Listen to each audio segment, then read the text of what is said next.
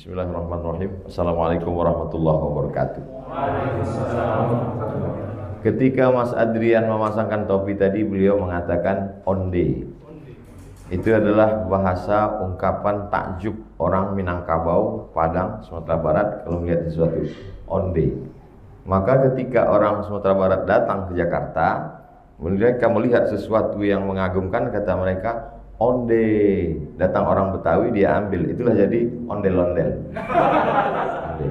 Itu bukan dari saya, tapi dari Babe Ridwan Saidi, sejarawan, bercerita tentang pengaruh Minangkabau terhadap Jakarta. Tidak sesuai dengan tema kita. Temanya saja daripada tidak ada tema. Yaumala yanfa'u malun, pada hari itu tidak ada gunanya harta, wala banun, tidak ada gunanya anak, illa man atallaha, kecuali orang yang datang menghadap Allah biqalbin, dengan hati yang salim. Itu ayat yang tepat untuk Ustaz Salim Afillah. Inna fi khalqis samawati wa ma fil ardi, dalam penciptaan langit dan penciptaan bumi. Itu ayat untuk Ustadz Ardi. Untuk Mas Baim saya belum jumpa lagi. Tapi sebetulnya ada wa iz qala Ibrahim, dan ketika Nabi Ibrahim berkata, ujung-ujungnya nanti kul wallahu ahad Allahu samad. A'udzubillahi minasyaitonirrajim. Tabarakalladzi biyadihil mulku wa huwa ala kulli syai'in qadir. Ada 30 ayat, kalau dibaca pada suatu malam, maka kita diselamatkan Allah Subhanahu wa taala dari azab kubur. Itulah dia surat Al-Mulk, juz 29, surat yang pertama. A'udzubillahi minasyaitonir rajim. Tabarakalladzi biyadihil mulku wa huwa ala kulli syai'in qadir. Alladzi khalaqal mauta, Allah yang menciptakan mati, wal hayata, Allah yang menciptakan hidup. Lebih dulu hidup apa mati? Kok mati dulu? Lebih dulu hidup dulu, baru mati. Tapi pada kenyataannya dalam ayat ini Allah katakan mati dulu baru hidup. Kenapa? Karena yang kita lihat hidup hari ini pada hakikatnya sebenarnya adalah mati. Dan jika nanti kita sesudah mati, itulah kehidupan yang kekal. Yang kita lihat hari ini hidup. Rumah, mobil, jabatan, popularitas, anak, istri, hidup. Tapi kemudian sampai masanya kita akan pergi, dan mereka semua hanya tinggal ilusi, fiksi, fata morgana, yang hari ini kita katakan tidak ada. Dari mulai azab kubur, neraka, surga, titian siratal mustaqim, roh, mana itu? Nanti yang ada ini menjadi tidak ada, dan yang tidak ada kata kita saat ini, itulah yang menjadi ada dan kekal abadi.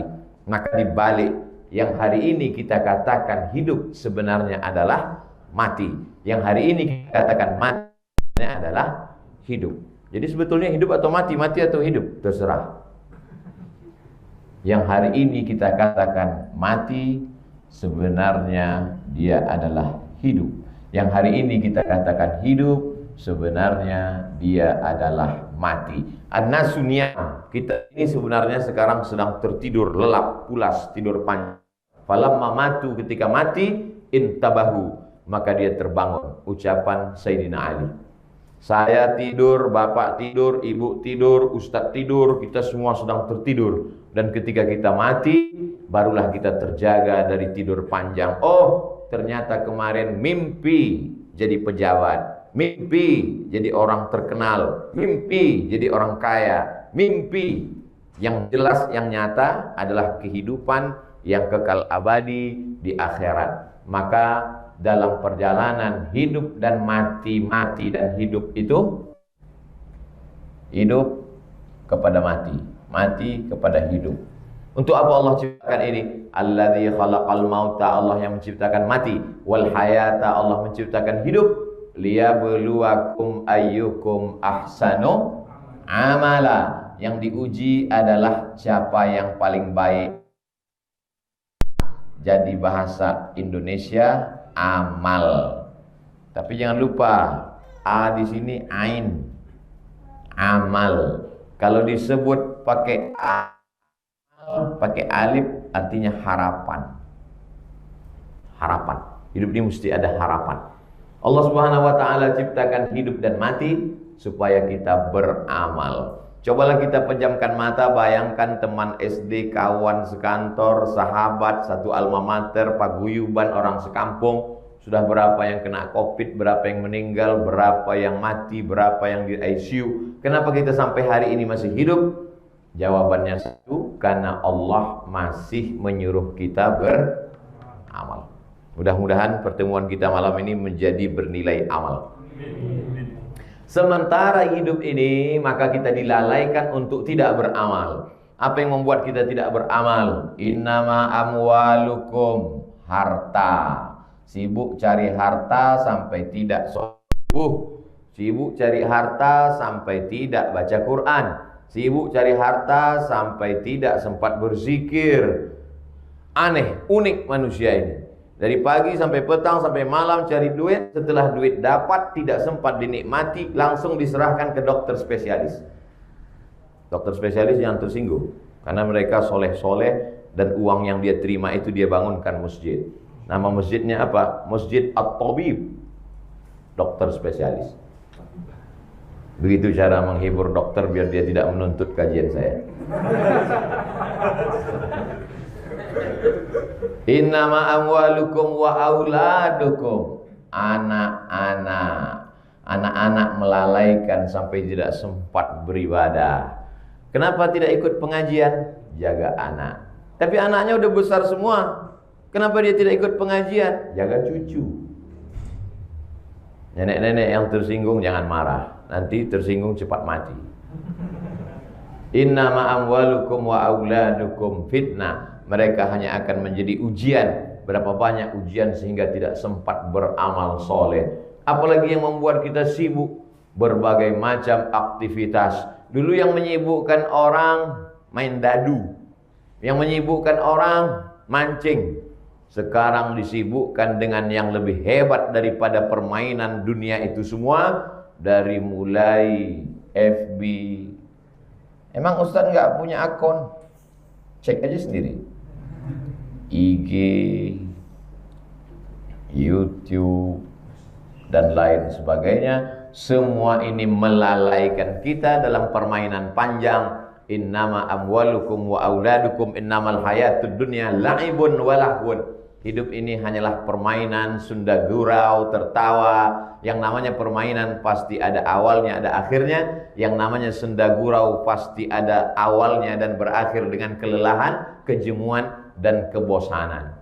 Tapi ini kalau kajian tidak didengarkan baik-baik, kalau tidak dipahami dengan benar, nanti orang menjadi tidak mencari harta, lalu tidak menikah karena dianggap anak-anak hanya akan melalaikan.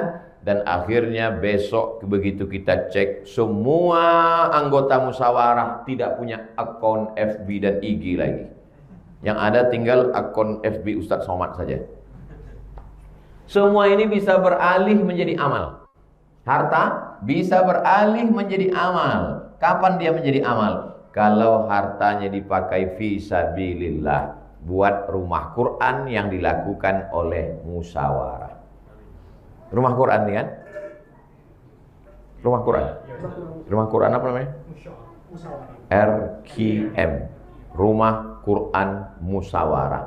Rumah melalaikan. Tapi ketika dia dibuat menjadi rumah Quran, mobil melalaikan. Tapi ketika dibuat menjadi mobil ambulan gratis fakir miskin du'afa, emas melalaikan. Tapi ketika dia diwakafkan, diinfakkan, tanah melalaikan. Tapi ketika dibuatkan di atasnya masjid, alhamdulillah, musyawarah tidak hanya sekedar pengajian, semua sudah dibuat. Cerita tentang rumah Quran, musyawarah punya. Cerita tentang masjid, musyawarah punya di Semarang. Nah, ini semua. Harta bisa menjatuhkan, tapi juga bisa menaikkan. Anak-anak, kalau begitu anak-anak ini hanya buang waktu saja Pak Ustadz. Anak-anak pun bisa menjadi amal soleh. Kapan? ketika anak itu dididik dengan baik, maka dia berubah menjadi doa kita, Rabbi habli minas solehin, anak yang soleh. FB juga bisa menjadi amal soleh. FB yang mana? FB yang statusnya adalah kajian malam ini secara online karena zona merah. FB bisa menjadi amal soleh. FB siapa? FB Ustadz Salim Afillah yang bercerita tentang Diponegoro. IG bisa menjadi amal soleh? Bisa. IG apa? IG bercerita tentang bagaimana kehebatan keris. Keris siapa? Saya udah dikasih keris sama Ustadz Salim, ada di rumah. Kenapa Ustadz tidak bawa? Susah ngurus surat senjata tajam. Dan ini udah ada. Makanya anggota malam ini semuanya saya lihat fokus, tak ada yang menunduk karena takut. Insyaallah tabarakallah. Semuanya bisa menjadi amal soleh ketika kita pakai. Tergantung pisau bermata dua. Kalau dipakai ke bawah, potong kambing, potong ayam, potong bebek, bisa. Tapi kalau dipotong ke atas, memotong urat nadi, kita akan mati. YouTube, ada YouTube yang bercerita tentang mabuk saja. Kalau di atas meja biasanya ada bunga, ada air minum, maka ada channel yang di atas meja botol-botol khamar saja. Semakin mahal, semakin mabuk, semakin banyak viewernya. Ada YouTube yang isinya maaf beribu maaf, hanya bercerita tentang zina saja. Kapan mulai berzina, bagaimana, na'udzubillah, kita pun malu menceritakannya. Dulu orang khawatir televisi, dulu 10 tahun yang lalu, begitu takutnya orang dengan televisi. Sejahat-jahatnya televisi masih ada komisi penyiaran yang mengontrol, mengawalnya. Hari ini apa yang terjadi? Setiap orang bisa buat channel dan apa saja bisa dia lakukan. Aturannya belum begitu ketat, pengawasannya longgar, orang bebas bercerita mau apa saja dia ceritakan, perbuatan maksiat dan dosa. Maka kalau begitu, jadikanlah tontonan yang menjadi tuntunan. Ini udah terbaca nih, ujung-ujungnya pasti Ustadz endorse YouTube dia. Enggak? Saya sedang mengendorse YouTube Musawarah.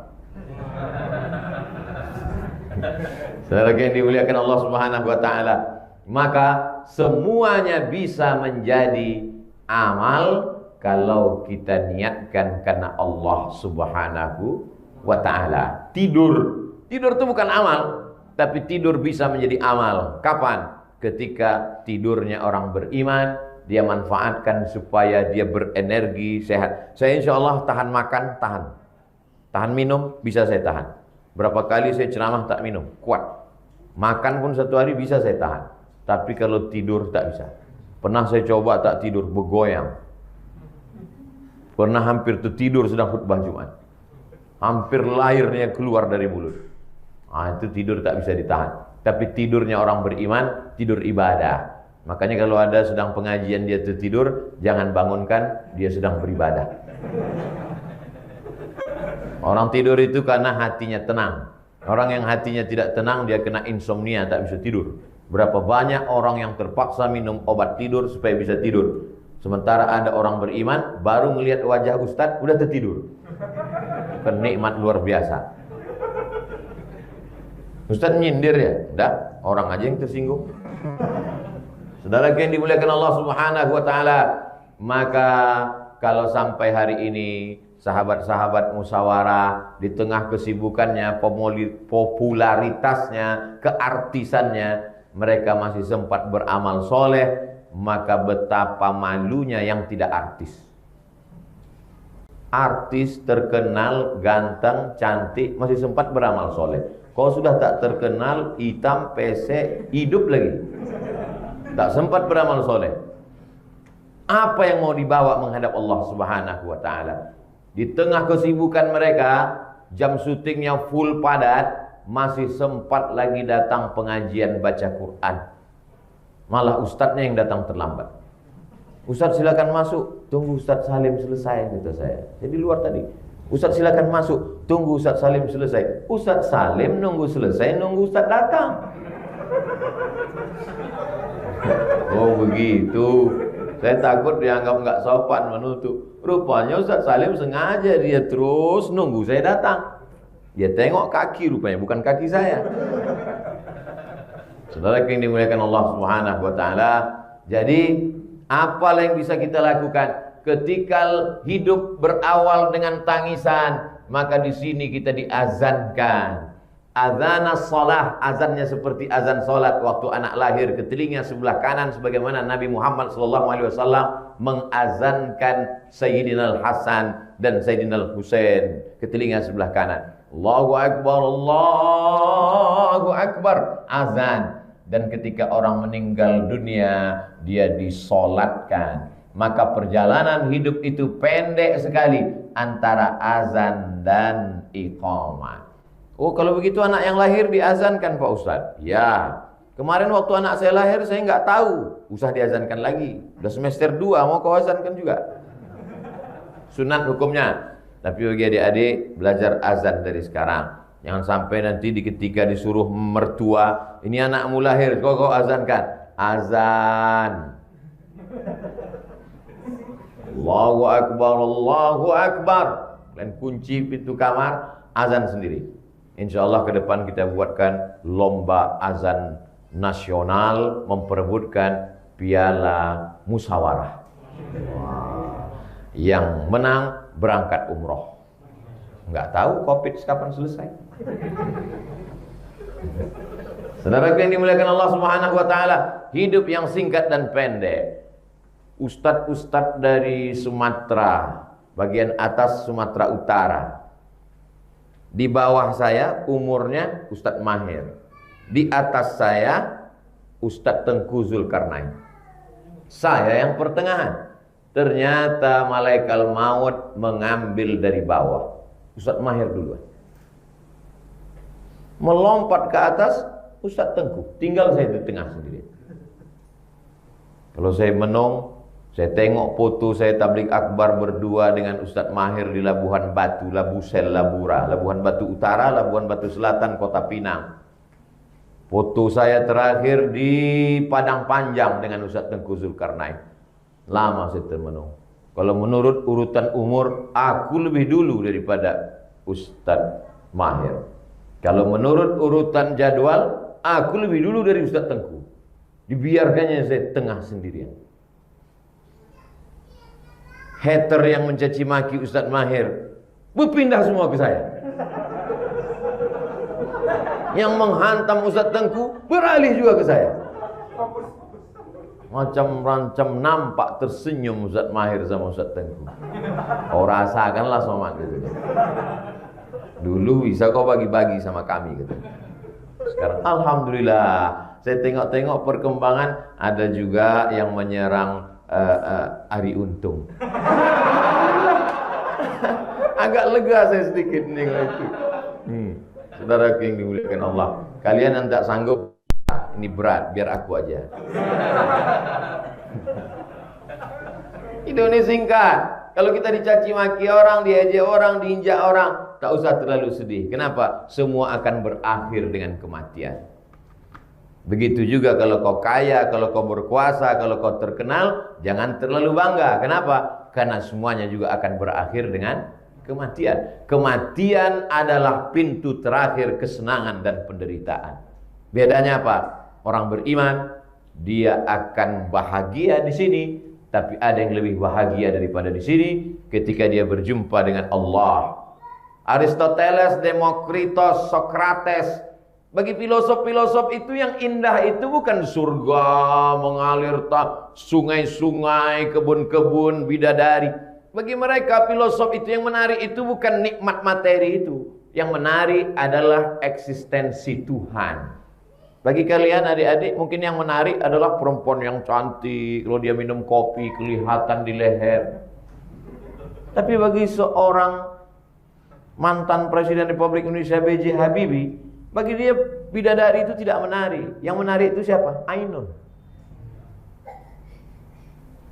Maka kita mengukur suatu kenikmatan itu sesuai dengan keinginan kita. Dan itu diceritakan dalam surga. Kenapa surga itu digambarkan bahwa dia ada kebun-kebun, sungai-sungai, rumah-rumah yang cantik, bidadari dan lain sebagainya? karena secara umum itulah keinginan manusia. Tapi sesungguhnya nikmat surga itu adalah mala a'yunun ra'at, sesuatu yang belum pernah dilihat mata, wala udhunun sami'at, belum pernah didengar telinga, wala khatara ala qalbi bashar, belum pernah terlintas di hati manusia. Hidup ini sangat singkat.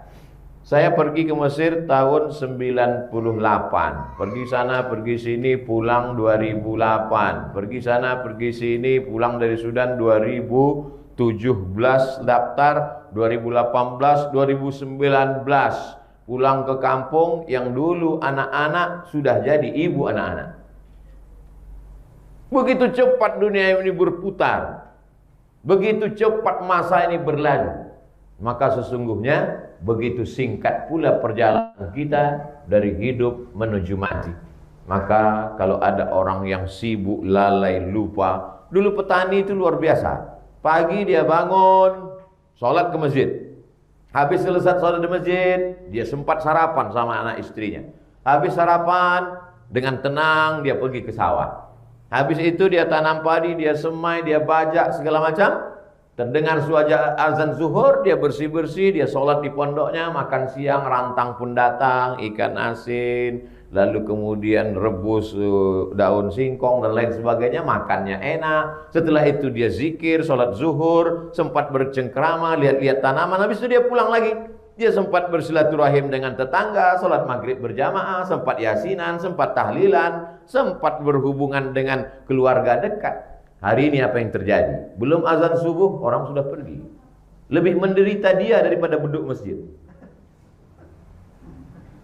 Beduk masjid dipukul menjelang azan subuh. Dia belum subuh udah pergi. Sampai di kantor karena takut dipanggil atasan, enggak sholat subuh. Bayangkan itu. Bahkan terlambat karena macet.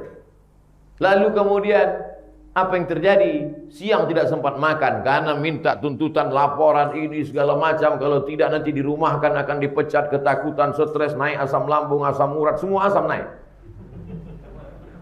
Lalu kemudian petangnya pulang, disitulah lelah, letih, lesu, letoy, lunglai.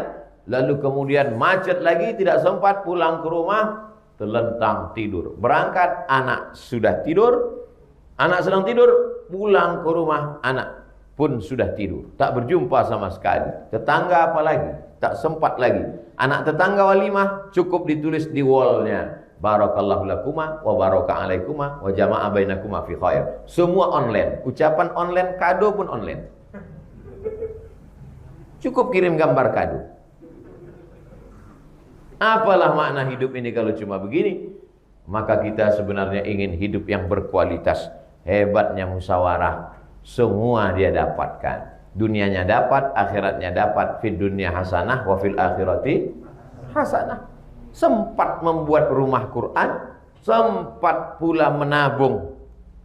Sempat menabung. Nih, raih berkah dengan sedekah subuh. Jadi sedekahnya subuh aja. Habis itu ada sedekah. Sedekah. Ini dibukanya kapan, Mas Dimas? Hah? Bukanya maghrib. Kalau beginilah besar lubangnya, ini kerincing aja isinya. Duit segini mana masuk? Berawal dari kerincing-kerincing kecil. Bagi orang mungkin itu kecil sederhana, tapi bagi yang besar dan luar biasa. Apalah dalil yang cocok untuk duit sebesar ini, Pak Ustadz? Faman ya'mal mithqala dzarratin khairan yarah. 100 perak masuk, kok sikit kali kau nyumbang? Sebesar biji sawi pun akan besar di hadapan Allah Subhanahu wa ta'ala. Rumah Quran ini tidak bisa kita kembangkan sendirian. Kita harus bekerja sama. Menggenggam spidol ini pun tidak bisa, menggenggam mikrofon tidak bisa. Mesti ada yang panjang, ada yang pendek, ada yang gemuk, ada yang kurus. Harus bekerja sama. Saya selalu mengatakan jamaah kita ini segmennya macam-macam. Ada yang anak muda, serahkan ke Ustadz Hanan At-Taqi, ke Ustadz Salim, ke Ustadz Muzammil. Itu khusus yang anak-anak muda saja. Ada pula yang khusus hari kiamat, Ustadz Zulkifli M.Ad. Asal melihat beliau, ingat hari kiamat. Ada yang khusus kristologi, debat masalah agama. sebagiannya sudah meninggal dunia. Ada yang level internasional, Zakir Naik. Dulu kita punya para ilmuwan kristolog yang luar biasa. Ini harus dilanjutkan, karena kalau tidak anak-anak muda kita terombang-ambing, apalagi melihat website, video dan lain sebagainya. Mesti ada yang mengerti. Wajadilhum, berdebat billatihi ahsan, dengan cara yang baik dan sempurna. Alhamdulillah, berkat kerjasama semuanya terwujudlah rumah Quran. Lalu kemudian santri-santri berdatangan. Santrinya mana? Yang pakai topi santri. Oh, berarti topi yang saya pakai ini khusus untuk santri. Masya Allah, tabarakallah. Kalau yang untuk ustadz, itu yang dipakai Ustadz Salim. Ada batik-batiknya. Saya punya, cuman tinggal di Pekanbaru. Tak tahu saya beliau datang. Kalau tahu saya bawa. Saudara yang dimuliakan Allah Subhanahu Wa Taala, akhirnya selalu saya katakan, kita akan berbuat sesuatu kalau targetnya jelas. Sama seperti orang memanah. Apa yang mau dipanah? Kau panah aja lah, kemana arahnya. Tak jelas. Lari juga begitu. Kita harus lari. Garis finishnya mana? Tak jelas finishnya entah di mana. Maka hidup ini juga mesti punya target yang jelas. Apa targetnya? Sebelum mati mesti berdiri 1000 TPQ, Taman Pendidikan Al-Quran. Itu target Ustadz Ardi. Kemarin kami sudah pengguntingan pita TPQ yang pertama. Nanti akan digunting lagi pita. Saya tidak ikut meletakkan batu pertama, saya tidak ikut membangun, saya tidak ikut buat kurikulum, saya tidak ikut nyari guru. Saya hanya bagian gunting pita aja. Peresmian rumah Quran. Maka kita bermimpi dari Sabang sampai Papua, rumah Quran musyawarah akan berdiri di setiap tempat, insya Allah. Amin. Lalu kemudian mereka mau studi banding, bagaimana cara buatnya, bagaimana cara kurikulumnya, bagaimana pelatihan ustadznya. Datang ke rumah Quran musyawarah yang ada di Bintaro, hubungi nomor kontak berikut ini. Boleh dipotong untuk video share. Kalau targetnya jelas, kalau hanya sekedar ketemu, datang, makan, ketawa, ngaji, pulang, update. Setelah itu lihat berapa like-nya. Apalah makna pertemuan perkumpulan kita? Maka ke depan mesti ada targetnya. Sekarang sudah punya rumah Quran, 1. Jangan puas dulu. Berapa target rumah Quran ke depan? Sekarang sudah punya 1 masjid di Semarang. Jangan bahagia dulu. Apa target ke depan? Maka target-target itulah yang membuat kita hidup. Kita sekarang sedang membuatkan relnya. Lokomotifnya jalan, relnya kuat. Masinis boleh mati, tapi kereta api tidak boleh berhenti. Bukan hadis Nabi. Dapat saya di grup WhatsApp. Ini kalau sudah terbentuk ini rel kereta apinya, ada lokomotif dan gerbongnya. Masalah ini sudah berdiri, lalu kemudian akan ada cabang di mana-mana di ibu kota, dari mulai Banda Aceh turun ke Medan Sumatera Utara, turun ke Pekanbaru Riau, turun ke Jambi, turun ke Palembang, pergi ke Kepulauan Riau, pergi pula ke Bangka Belitung, sampai Bengkulu, sampai ke Lampung, nyebrang ke Jakarta, lalu kemudian ke Jawa Barat, ke Jawa Tengah, ke Jawa Timur, sampai ke Madura, ke timur Indonesia. Maka cita-cita besar ini akan diwujudkan. Siapa yang akan memimpin rumah Quran ini? Siapa yang akan memanagenya? Inilah calon-calon pemimpin masa depan. Saya tak jelas entah mana yang bilang amin, entah mana yang tidak, karena mulutnya itu tutup masker. Tapi dalam hatinya insya Allah malaikat tahu, Allah Subhanahu Wa Taala Maha tahu. Target tidak muluk-muluk, bukan mau buat universitas, bukan mau buat rumah sakit. Itu ada nanti masanya. Target pertama menyelamatkan dari buta huruf Al-Quran. Bisa dia mengaji, bisa dia tahu membaca. Untuk apa kita baca lagi Al-Quran ini pakai bahasa Arab, Ustaz? Kan ada terjemah bahasa Indonesianya. Dokter tidak akan lulus menjadi dokter kalau tidak bisa membaca buku bahasa Itali, istilah-istilah kedokteran. Ada kitab buku khusus yang mereka baca. Begitu juga dengan kita. Kita mesti baca Quran. Sampai hari ini tak ada orang sholat pakai bahasa Indonesia. Siapa yang sholat pakai bahasa Indonesia, sholatnya batal. maka kita mesti baca Al-Fatihah, luruskan bacaan Al-Fatihah dari mulai huruf A supaya tak sama dengan A. Bagaimana huruf Wa, bagaimana huruf Qa. Di mana kita belajar itu? Datang ke rumah Quran, dibuatkan jadwalnya. Yang bisa datang langsung berjumpa guru kita tidak kurang sama sekali. Tidak ada alasan untuk tidak belajar memperbaiki Al-Quran. Saya sampai hari ini masih belajar. Tadi sebelum kemari silaturahim ke rumah Habib Said Agil Al-Munawwar, belajar tentang sanad hadis, bagaimana beliau belajar di Makkah. Setelah itu singgah pula ke rumah Kiai Haji Al-Yafi, belajar. Saya kalau pergi ke suatu kota, yang pertama saya cari siapa ulama dan habib di sini. Kalau ada ulama yang masih hidup, saya datang belajar, minta doa, minta ijazah, minta dengarkan Al-Fatihah. Kalau tidak ada, saya datang ziarah ke kubur, karena tak ada yang menasihati saya. Tidak ada yang membuat untuk semangat ini tetap bangkit dan hidup, untuk mencharge kembali ruh supaya kuat istiqamah. Kadang-kadang kita mau mendengar nasihat, sengaja tidak khutbah Jumat hari Jumat, sengaja tidak mengambil jadwal pengajian, datang kita ke kajian orang duduk di pojok, tapi tiba-tiba datang protokol mengatakan karena malam ini ada Ustadz Somad, mari kita dengarkan kultum agak 5 menit. Kultumnya memang 5 menit, fotonya 50 menit. Saudara yang dimuliakan Allah Subhanahu wa taala. Jadi, jangan pernah berhenti belajar.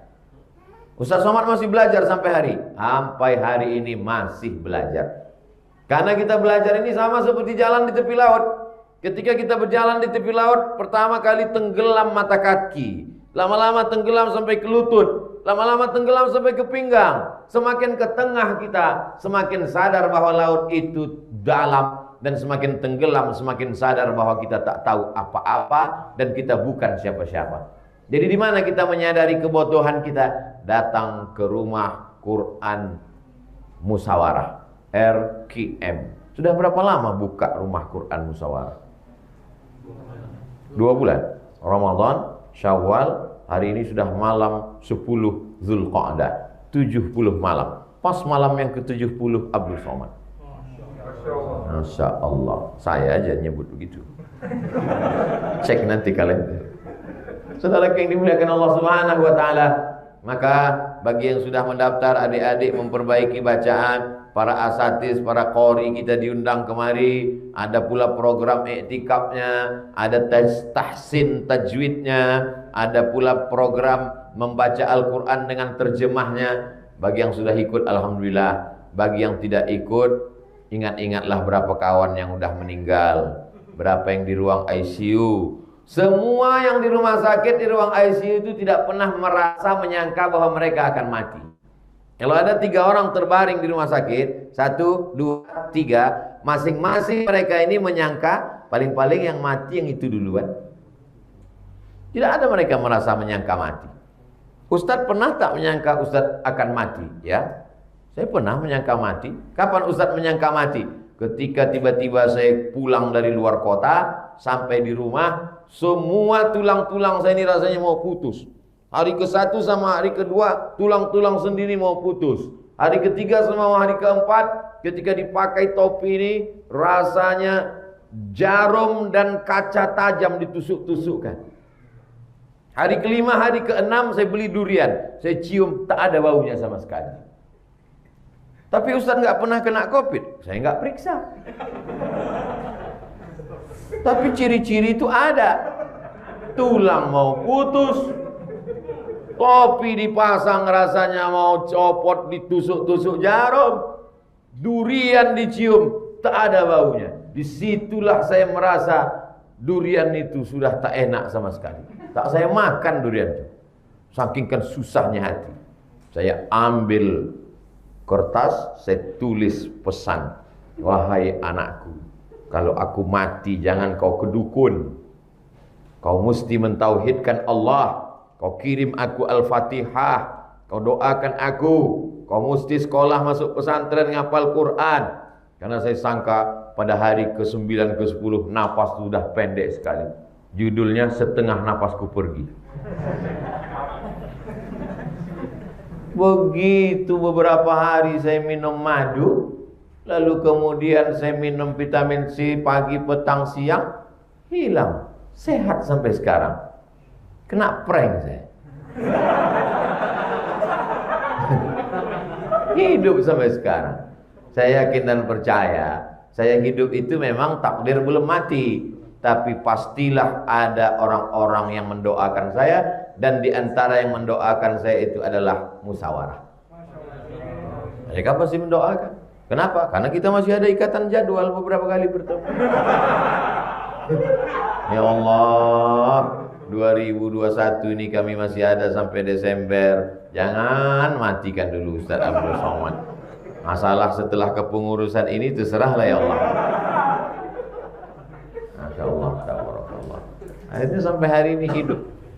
Jadi dengan datangnya COVID ini kita semakin merasa mati itu dekat sekali. Dekat sekali. Datang saya ke makam sahabat guru kami, Ustadz Tengku Zulkarnain. Datang saya lihat di nisan itu tulisan 700 sekian. Komplek pemakaman kena COVID. Saya tanya, ini angka 7-nya apa? Berarti orang Sepekanbaru ini yang sudah meninggal, inilah 700 sekian. Masya Allah, innalillah, subhanallah, la haula wa la quwata illa billah. Semakin terasa bahwa kematian itu mengintai, dekat sekali kematian itu.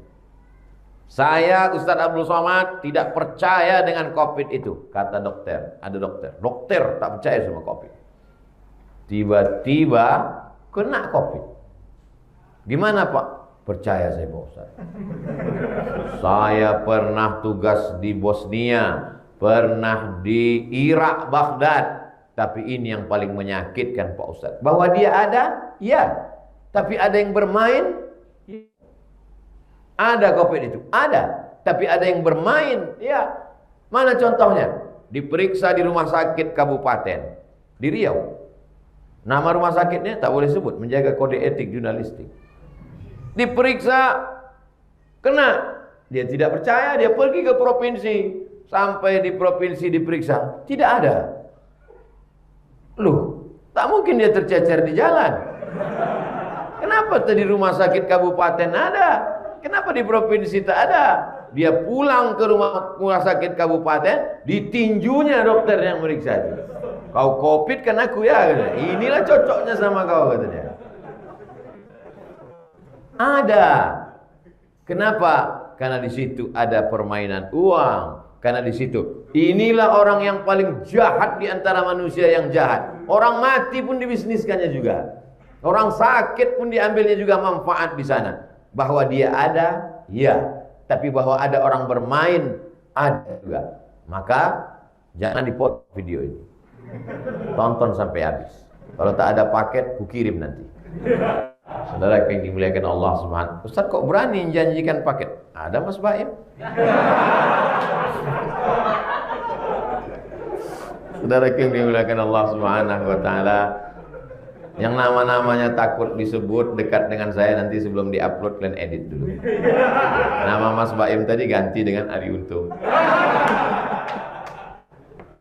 Saudara yang dimuliakan Allah Subhanahu wa taala, setelah kita tetapkan bahwa hidup ini ada target yang mau dicapai, saya mau bangun masjid, saya mau buat rumah Quran, mau bangun TPQ, saya mau menyantui anak yatim, fakir, miskin dan duafa, itulah yang membuat kita akan terus cari. Seperti pernah saya lihat di YouTube.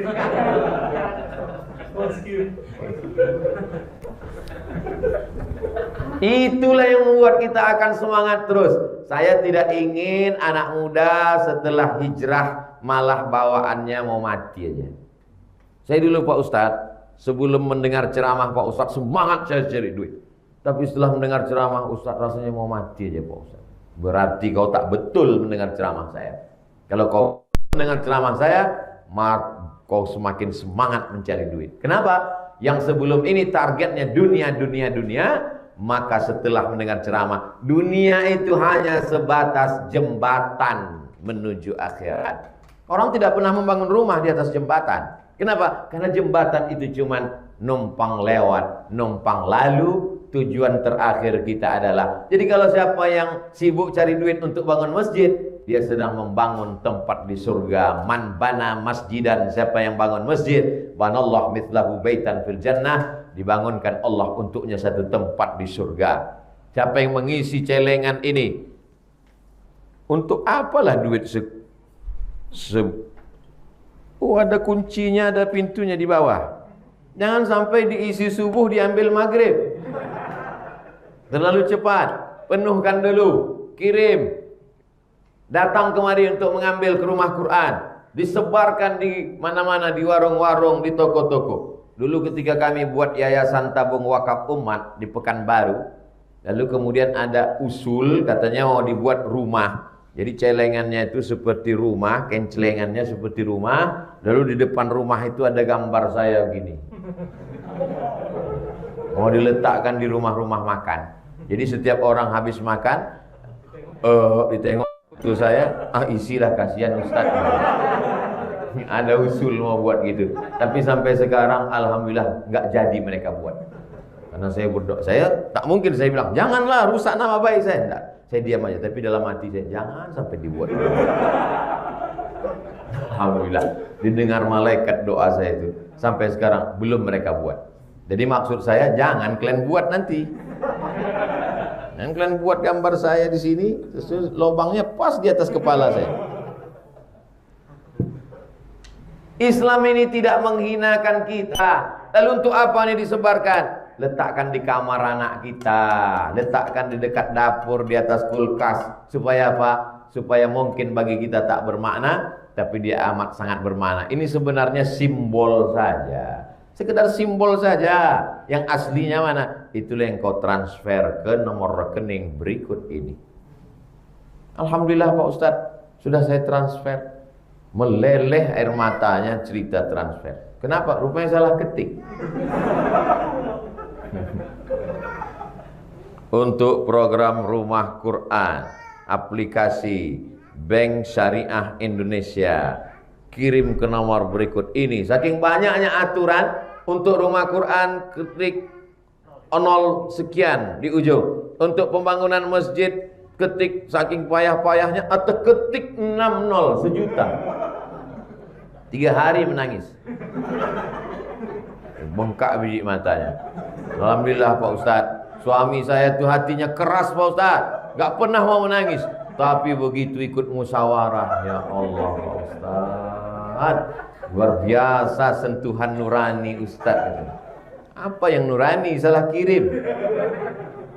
Saudara yang dimuliakan Allah Subhanahu wa ta'ala, ini Rumah Quran adalah tempat membuat kita menghilangkan kepenatan hidup yang selama ini terlalu disibukkan. Hidup ini sama seperti orang tawaf. Kalau dia tidak tahu hitungan, dia tidak tahu tempat berhenti, dia akan berputar terus. Pagi, petang, siang, malam, hari menjadi bulan, bulan menjadi tahun, tahun menjadi windu, sampai akhirnya tua, mati. Kalau langsung mati, apa-apa, setengah mati.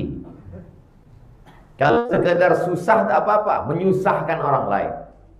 Maka kalau bisa, kita minta kepada Allah SWT menemukan titik balik. Titik balik kita di Hajar Aswad. Di Hajar Aswad kita tahu bahwa putaran kita sudah 3. Di Hajar Aswad kita tahu bahwa putaran kita sudah 7. Dan di situ kita berakhir, pindah menuju kehidupan yang lain. Faiza faralta fansab. Kalau kau sudah selesai, maka carilah ibadah yang lain. Kalau sudah selesai dari satu aktivitas, buat program yang baru. Sombong jangan angkuh. Wa ila rabbika farghab. Berhadaplah, berharaplah, hadapkan wajahmu, minta kepada Allah Subhanahu wa ta'ala. Hari ini, dulu saya katakan, kalau bisa ngumpullah buat pengajian. Saya lihat ngumpul dengan Ustadz Adi Hidayat, ngumpul dengan Ustadz Umar Mita, ngumpul dengan Ustadz Ridwan, ngumpul dengan Ustadz Salim Afillah, ngumpul dengan Ustadz Abdul Somad, ngaji. Beberapa tahun ini kita ngaji. Sekarang bukan sekedar ngaji, tapi ada target. Target-target sudah tercapai, jangan berhenti. Kenapa? Karena kalau sudah kita fahami ada orang sudah cukup banyak baca Quran, sesungguhnya yang tidak bisa baca Quran lebih banyak lagi. Kalau kita katakan majelis kita ini ramai, ini memang berapa banyak yang offline, online banyak, maka sesungguhnya yang tidak ikut ngaji jauh lebih banyak lagi. Jadi jangan bahagia dulu karena kita melihat banyak beban di masa akan datang. Beban Pak Ustadz. Setelah ikut pengajian Ustadz bertambah beban pikiran saya.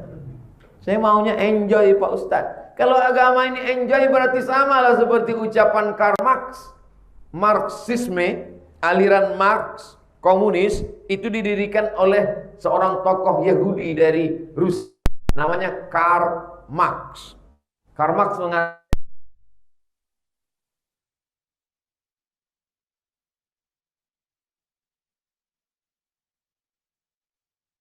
bermaksiat, mencuri, haram, tenang, lalu pergi ke Makkah nangis di pintu Ka'bah. Ya Allah. Kita dengan Abu Jahal, maksiat, buat dosa, habis itu mengadu kepada Allah. Beragama bukan mencari ketenangan palsu. Beragama adalah iman, soleh, punya target, sampai akhirnya kita pun mati menghadap Allah. Mudah-mudahan kita semua ini berakhir dengan husnul khatimah, insyaallah. Saya ucapkan tahniah sudah berdirinya rumah Quran. Kita tetap jaga ini bersama. Mari kita pupuk kebersamaan. Yang selama ini tidak aktif, saya ajak mari aktif. Ustadz Somad ke Jakarta setahun 4 kali, berarti 3 bulan sekali. Sekali datang 4 hari. Perdatangan sekali ini Kamis, Jumat, Sabtu, Ahad. Besok pulang 1 hari 3 pengajian macam makan obat. Pagi, siang, malam. Besok juga pagi, siang, malam. Maka pertemuan kita insya Allah bermakna dan bernilai amal soleh. Ada jamaah yang bilang, dokter dia, datang dia ke saya. Dia bilang, Ustadz ini kalau made in Jepang sudah lama mati gitu. Lalu kenapa sampai hari ini kita masih sehat? Karena ketika berjumpa dengan antum, di badan antum ada ruh, di dalam diri antum ada ruh. Maka ketika ruh ana ketemu dengan ruh antum, ruh saya bertemu dengan ruh kalian, maka ruh itu saling menguatkan. Al-arwahu junudun mujannada. Berjumpa dengan ruh Ustadz Salim, maka saling menguatkan. Mata jendela jiwa. Beda kita jumpa orang dengan jumpa baleho, itu beda. Beda kita jumpa orang asli dengan jumpa orang di TV, itu beda. Oh kalau gitu kami nggak usah ikut online lah Pak Ustadz. Online pun agak kuat-kuat lah sedikit. Yang online tetap aja ikut. Nah ini semua adalah menguatkan jiwa kita. Karena kalau jiwa ini kuat, badannya insya Allah ikut kuat. Makanya dalam lagu kebangsaan Indonesia, bangunlah jiwanya dulu. Setelah jiwa baru bangun badannya. Di tengah laut, ombak dimpas gelombang, maka kita kasih tanda minta selamat. SS, save our soul. Soul, jiwa. Kenapa tidak soul? Mestinya kan soul, selamatin gua. Save our body. Selamatkan badan saya, karena badan ini tak ada apa-apanya. Kalau jiwanya kuat, maka insya Allah badannya kuat, imunnya pun kuat, bangkit energi positif, bangkit adrenalinnya. Kalau sudah imun kuat, maka kok tumbang. Ada tentara-tentara badan kita, ini namanya imun. Ketika ada penyakit, dia maka hancurlah kita. Bukan kata saya, kata dokter. Dokter itu cerita sama Ustaz, ya. Kalau saya ketemu saya dokter ketemu sama saya biarkan dia bercerita. Supaya ada bahan saya. Man takallama fi ghairi fannihi ata bil ajaib. Siapa yang bicara bukan pada bidangnya ngomongnya ajaib-ajaib. Aneh-aneh. Oh, begitu cara kerja tubuh itu ternyata. Membangkitkan imun itu adalah dengan beribadah. Bangun malam, ambil wudhu, berzikir, tahajud, berbisik ke lantai, makhluk langit, malaikat-malaikat. Setelah itu kau pun menjadi kuat. Ada orang kuat, walaupun dia nggak sholat, nggak puasa, kawan saya itu kuat. Ya, berkawan sama jin, hantu, nyi blorong, sundel bolong, meminta kepada setan. Ada dalam surat Al-Jin juz 29. Ya'una birijalim jinni. Ada sekelompok manusia minta perlindungan dari kalangan jin. Kita tidak berteman dengan jin. Kita tidak minta kawan dengan jin. Karena jin sekarang pun materi juga. Ketika kita minta tolong, malah dia balik nanya, wadiroh.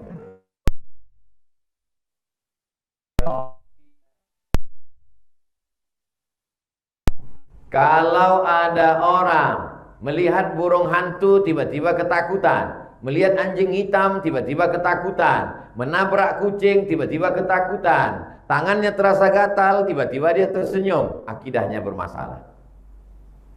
Ustaz dapat dari mana itu? Ada di Instagram. Kenapa bermasalah? Karena dia meyakini bahwa madarat dan manfaat datang disebabkan oleh sesuatu. Jadi Ustaz kalau melihat burung hantu, Ustaz tidak takut. Belum pernah jumpa lagi. Tak pernah Ustaz nampak burung hantu. Ada di dalam sarang burung punya orang. Burung hantu aja bisa terkurung. Ternyata hantu pun tak bisa menyelamatkan dia. Bagaimana pula dia mau menakut-nakuti kita?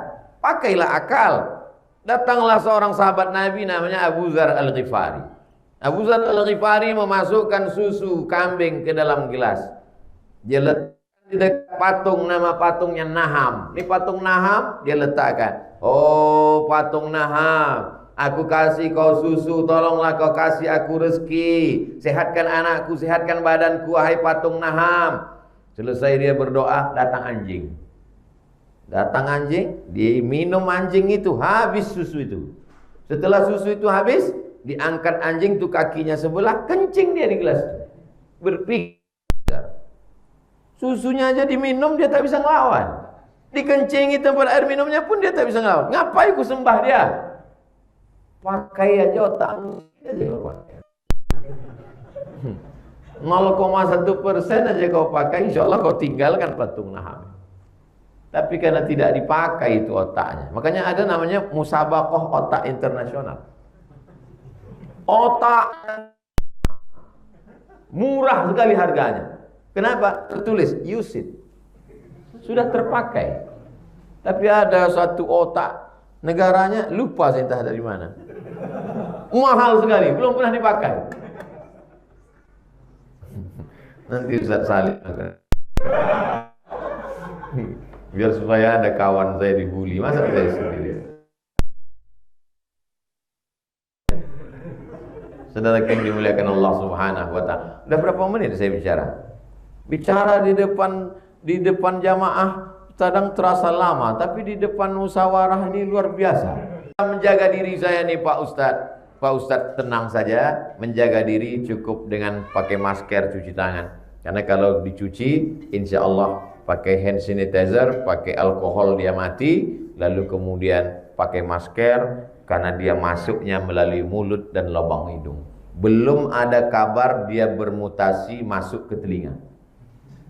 Belum ada. Tak tahulah entah COVID yang edisi berapa itu nanti yang bermutasi masuk ke telinga. Kalau itu terjadi, na'udzubillah, paksa menyumbat kita semua. Tak ada lagi ceramah. Ceramah apa ada lagi?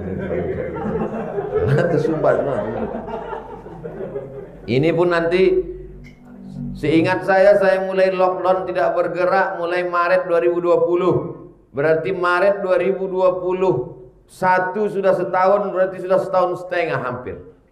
Berarti kalau 2 tahun ini pakai masker ini 2 tahun, berarti kalau COVID ini berakhir 2 tahun ke depan kita mesti pakai masker terbalik untuk menyeimbangkan telinga yang tertarik selama 2 tahun.